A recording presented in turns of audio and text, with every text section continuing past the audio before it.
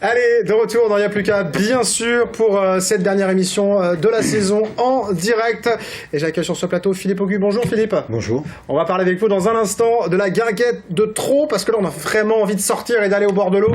J'espère que le soleil va nous le permettre très bientôt. J'espère. On croise les doigts, mais en tout cas on va parler du beau programme que vous nous réservez pour cette année. On va présenter bien sûr la guinguette tout à l'heure. Et puis voilà, l'agenda est très chargé. Je peux dire que je l'ai sous les yeux. On aura de quoi faire du côté de la guinguette des îles de trop. Juste avant ça, on va parler avec Yves Brem de l'association mo5.com. Il est normalement avec nous par Skype. Bonsoir Yves. Bonsoir Jean-Christophe. Merci d'être sur le plateau de Y'a plus qu'à. On va parler. C'est moi qui te remercie. On va parler bien sûr de cette association mo5.com, qui est une association référence, pour que les gens nous situent, avec dans l'univers de la préservation du patrimoine vidéoludique. C'est comme ça qu'il faut le présenter. Oui, voilà, c'est ça, préservation du patrimoine vidéoludique et informatique. On est sur tout ce qui est numérique.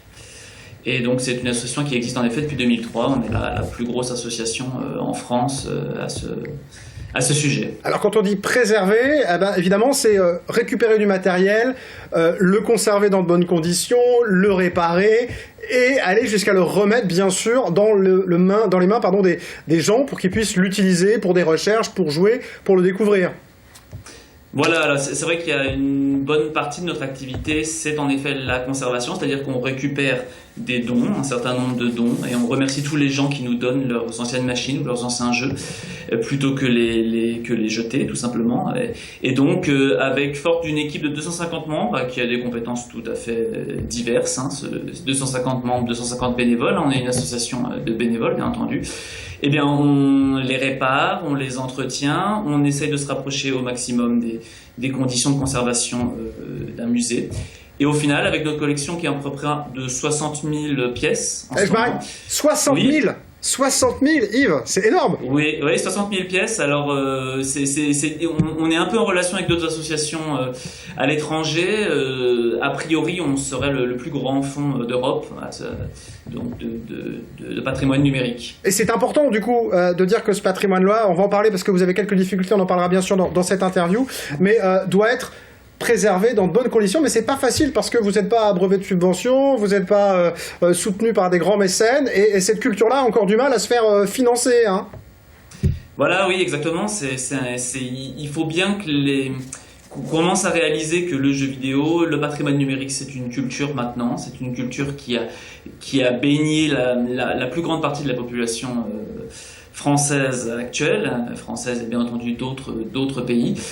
Et en effet, nos financements, c'est grosso modo les cotisations de nos membres. C'est aussi donc notre deuxième grande activité, c'est la réalisation d'expositions, parce que le but c'est de pouvoir présenter au public et aux gens les machines avec des jeux vidéo d'époque, donc dans les conditions le plus possible d'époque. Donc on fait des événements qui peuvent être très très variables. Et je vous ai rencontré d'ailleurs sur un événement, on a une petite vidéo qui part, c'était Game Story. Alors c'est un événement incroyable, c'était une avancée majeure moi je trouve, parce que présenter les jeux vidéo au Grand Palais à Paris en l'occurrence, avec une scénographie, avec quelque chose de vraiment sous forme de musée incroyable, ça c'était une grande avancée je pense pour faire prendre conscience aux gens que c'est une culture, et ça a été un succès incroyable. Il y avait des heures de queue sur cette collection, sur cette exposition jusqu'au dernier jour. Tout à fait, oui. Il y avait 2 à 3 heures de queue, je pense, les samedis et les dimanches. Et c'est vrai que c'est la plus grosse exposition qu'on a fait. On fait vraiment des expositions de tout format. On les fait dans des médiathèques, on les fait dans des grands salons. Et c'est vrai que Game Story est la plus grosse exposition qu'on a eu l'occasion de faire, en partenariat bien entendu avec le réseau des musées nationaux, avec un commissaire d'exposition, donc vraiment se rapprocher le plus possible d'une situation de musée. Et d'ailleurs, on a eu après Game Story, on a fait une deuxième exposition à peu près de même importance au Québec, au Musée des civilisations de Québec. Donc, c'est-à-dire que, en effet, quand tu dis que ça a été un grand pas, c'est une réalité, c'est-à-dire qu'il y a des gens de l'étranger qui sont venus nous contacter pour nous demander si on pouvait reproduire ce genre d'événements. Et voilà. Et actuellement, on a une quinzaine d'expositions qui sont en préparation. C'est pas aussi gros que Game Story, mais on reste en relation, en particulier du côté de l'Asie ces derniers temps, pour peut-être essayer de pouvoir refaire ce genre de magnifiques expositions dans des pays comme la Corée, Hong Kong, etc. Donc on espère que ça pourra avoir lieu. C'est important de faire les deux, de toute façon, j'ai l'impression, d'aller à la fois dans la petite médiathèque de quartier, et puis en effet d'avoir des expositions plus importantes et plus marquantes pour le grand public, parce qu'il y a une communication à faire, je crois, auprès du grand public pour leur expliquer, c'est ce qu'on essaye de faire ce soir aussi d'ailleurs, humblement, que cette culture, elle nous concerne tous, de 40 ans de culture, et c'est vraiment un phénomène aujourd'hui, le jeu vidéo, qu'on croise avec le cinéma, avec la musique, les graphismes bien sûr, la peinture, on peut les rapprocher de plein d'art. Pour moi, c'est une vraie culture. Oui, tout à fait. C'est vraiment la culture dans laquelle beaucoup de gens ont baigné pendant toute leur vie. Et c'est vrai que maintenant, on est de plus en plus il y a une telle diversité dans le jeu vidéo que impérativement, il y a des jeux vidéo qui sont des véritables œuvres artistiques d'un point de vue graphique, j'ai envie de dire, mais d'autres, même au niveau du thème, se rapprochent du cinéma, se rapprochent de la philosophie. Donc c'est vraiment, le jeu vidéo est vraiment un outil qui permet de faire un nombre incroyable de choses et qui est d'une telle richesse. Il y a eu tellement de jeux vidéo et de machines et de micro-ordinateurs qui ont été développés depuis les 40, voire 50, 60 dernières années, que voilà, le but c'est de montrer au public cette évolution, de montrer au public que le jeu vidéo, il y a eu une véritable évolution, ce que c'était avant. Et ça, c'est vraiment extrêmement important pour nous, pour faire passer notre message que c'est important de conserver le jeu vidéo, parce que c'est l'histoire d'une culture, tout comme certains autres arts. Je crois qu'on peut utiliser ce terme. Moi, j'ai envie de le dire, en tout cas. Mais bon, je suis aussi, les gens qui regardent la LMTV le savent, investi en local avec l'association Retro Taku. On va faire un coucou, c'est un partenaire de mo5.com qui travaille, elle, au niveau de la Sarthe. Et je crois vraiment que cette culture a besoin d'être défendue. Et évidemment, vous êtes un peu le fer de lance de ces associations qui œuvrent sur le terrain en région. Vos projets actuels, c'est entre autres la mise en place d'une base de données. Ça, c'est important qu'on puisse s'y retrouver dans tout ça, qu'on sache qu'on perd pas des choses, parce que si on sait pas qu'elles existent, on sait pas qu'il faut les préserver, peut-être, tout simplement. Oui, c'est vrai, et c'est vrai que c'est vraiment un projet qui est extrêmement important, parce que mine de rien, on ne peut pas trouver à l'heure actuelle, pourtant malgré tous les outils et la profondeur d'Internet, on ne peut pas trouver une liste de tous les jeux vidéo qui ont été produits dans le monde.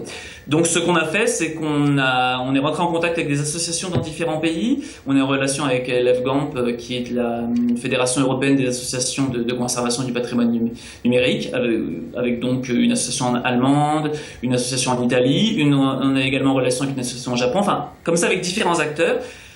Et le but, c'est de pouvoir référencer, de pouvoir réellement recenser exhaustivement la totalité des jeux vidéo qui ont été produits dans chaque pays, puisqu'il y a également tout un tas de jeux vidéo qui sont produits dans un cadre national et qui finalement sont relativement peu connus.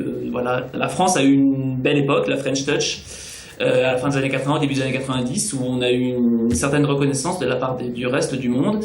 Mais après, voilà, bien entendu, en dehors des États-Unis et du Japon, qui sont bien entendu les deux plus gros créateurs, il y a une création dans tous les pays nationaux. Donc notre but est vraiment de créer une base de données exhaustive et mondiale. Et mondial, voilà, exactement. Bon, par contre, il y a un problème, Yves, en ce moment, et ça coince un peu, parce que, voilà, il y a besoin de place. On a vu des images tout à l'heure, des locaux, parce qu'il faut stocker, évidemment, ce matériel, il faut le stocker dans de bonnes conditions. Parfois, c'est fragile, bien évidemment. C'est du matériel électronique à parfois 40 ans, 50 ans pour certains. Donc, du coup, là, vous êtes à la recherche, très clairement, d'un lieu, et c'est un peu compliqué. Vous devez déménager pour avoir plus de place et pour pouvoir conserver mieux tout ce patrimoine. Alors voilà, en fait, est-ce qu'on va devoir déménager, c'est pas encore dit. Mais en tout cas, ce qui est sûr, c'est qu'on a un certain manque de place, on a un certain manque de moyens pour utiliser les meilleurs outils de conservation. Et c'est vrai que ça commence à devenir en effet un souci, je dirais, relativement majeur, compte tenu des financements donc, que l'on a, donc, comme je l'ai déjà dit, les financements des gens des adhérents, des adhérents, et puis des médiathèques ou des différents acteurs qui nous demandent des expositions. Mais voilà, en fait, le problème c'est qu'on a besoin de moyens un peu plus pérennes. Si on veut pouvoir continuer à avancer, parce que là c'est vrai qu'on est presque à la limite de ce qu'on peut faire, et pour avoir ça, il nous faudrait des financements, bien entendu, continus. Et c'est pour ça que vous lancez du coup, Yves, alors c'est quelque chose de pas forcément très connu, mais un Patreon, je sais pas comment on le dit, un Patreon. On peut le dire dans les deux. À votre choix, mais en tout cas, ce qui est bien, c'est d'aller voir sur ce site-là. On mettra bien sûr le lien sur la page de l'émission, sur la page de Y'a plus qu'à. Mais l'idée, c'est qu'on peut vous aider, voilà, en participant de manière mensuelle sur un projet pour permettre à l'association d'avoir une pérennité, de pouvoir soit s'agrandir, soit déménager, comme on le disait, et en tout cas, voir venir un minimum, quoi. Voilà, le Patreon, c'est une plateforme de financement participatif. Donc qui permet aux gens qui croient en nos missions, qui croient en la conservation du patrimoine numérique, et de pouvoir nous aider de manière continue. Voilà, on est également ouvert bien entendu à toute proposition s'il y a des possibilités de locaux. Alors bien entendu on cherche plus en Ile-de-France parce que nos activités sont majoritairement concentrées en Ile-de-France. Mais donc si par hasard des gens ont des propositions à nous faire, nous sommes partants. Ils peuvent nous écrire à association@mo5.com. Mais au-delà de ça, le Patreon c'est vraiment extrêmement important justement pour pouvoir pérenniser nos activités sans que ça impacte sur nos autres activités. Parce que c'est le problème si on est obligé de faire un choix. Avec ce Patreon-là, on va donc lancer ce Patreon très très prochainement sur une page dédiée à mo5.com. Et donc, on va lancer en parallèle une grande campagne nationale et on va essayer aussi une grande campagne internationale pour essayer de faire participer tous les gens de bonne volonté qui croient en nos objectifs. Eh bien, écoutez, nous, on y croit, en tout cas, ici, à Y'a plus qu'à, et à notre petit niveau, voilà, en Sarthe, on va essayer de porter la parole. Moi, je voulais juste faire un clin d'œil, Yves, si vous me le permettez aussi, pour l'association Rétro Taku, qui a les mêmes problématiques que vous, en Sarthe, voilà, qui va se retrouver en dehors de son local, et elle, pour la commune de la Bazoge, qui les accueille depuis longtemps, va faire un autre usage des locaux. Heureusement qu'ils les ont accueillis, ils les ont permis d'exister, mais aujourd'hui, ils cherchent un local. Ils en parlaient sur le plateau du bocal local mardi, c'est urgent. Alors voilà, amis sartois, n'hésitez pas à aider aussi l'association Rétro Taku. Vous allez sur retrotaku.com, voilà, parce que c'est important qu'on préserve cet ensemble patrimonial, bien évidemment. Merci Yves d'être venu nous présenter si je peux juste l'association Mo5. Oui, bien sûr. Il faut bien que les gens réalisent que s'il n'y a plus de local, ça veut dire que tout disparaît, tout part à la décharge, grosso modo. Et là, c'est une perte incroyable de la culture numérique. Oui, on parle d'une vraie catastrophe. C'est pour ça que je voulais, à mon petit niveau, vous alerter là-dessus, amis sartois, et on peut aider à partir de quelques euros, bien évidemment. N'hésitez pas. Merci beaucoup, Yves, et puis rendez-vous sur mo5.com, bien évidemment, et sur la page de Y'a plus qu'à, on vous tiendra au courant. À très bientôt. Allez, nous on continue bien sûr cette émission avec la guinguette de trop. On change d'univers. Vous jouez aux jeux vidéo ou pas ? Comment ? Est-ce que vous jouez aux jeux vidéo ? Pas du tout. Pas du tout. Bon, c'est pas grave. J'ai pas le temps. Mais est-ce que c'est important ? Même quand on joue pas aux jeux vidéo, est-ce qu'on peut se dire que c'est important de préserver un patrimoine, une culture ? Bien sûr. Même si on n'y participe pas. Bien sûr, ça serait dommage. Si ça devient avec l'ordinateur. On n'écoute pas tous l'accordéon, mais c'est quand même ça. Moi, ça m'embêterait qu'ils disparaissent, même si je l'écoute pas tous les jours. Tout à fait. Ouais. Voilà. Et puis Pascal Savard serait bien malheureux sur notre antenne. Alors moi, j'ai pas envie qu'il soit malheureux. La guinguette de trop. Ça va s'arranger. C'est où la guinguette de trop ? C'est tout près de Bessé-sur-Bray. C'est un village troglodyte. On peut visiter le puits qui parle, le panorama, etc. Les grottes. Voilà, et puis faire un tour à la guinguette, et après juste faire un à côté, tour à la guinguette, bien sûr. Au bord de l'eau. Alors c'est vraiment sur des îles ou Non, c'est vraiment des îles, ouais. C'est 3 îles en fin de compte. Il y avait la maladrerie, donc où les lépreux se promenaient, et donc ce sont des îles, c'est superbe. Ben oui, on découvre quelques images là, donc on est vraiment là pour le coup la vraie guinguette au bord de l'eau. Comme sur la Marne. Comme sur la Marne, voilà. Sauf que c'est moins loin. Voilà. Fait. On est à 52 km du Mont, voilà, précisément. Oui, 52. Mais pour passer une belle après-midi ou une belle soirée, ça vaut le coup, bien évidemment. Alors, évidemment, cette guinguette, vous la faites vivre avec plein de choses, parce que là, j'ai un programme, l'agenda de juillet et l'agenda d'août, même jusqu'à septembre. Qu'est-ce qu'on peut découvrir et comment on peut s'amuser à la guinguette de trop ? Alors, donc, il y a des repas le midi, le soir. On peut manger pour 15 €, voire 23 €, pour tout budget, hein.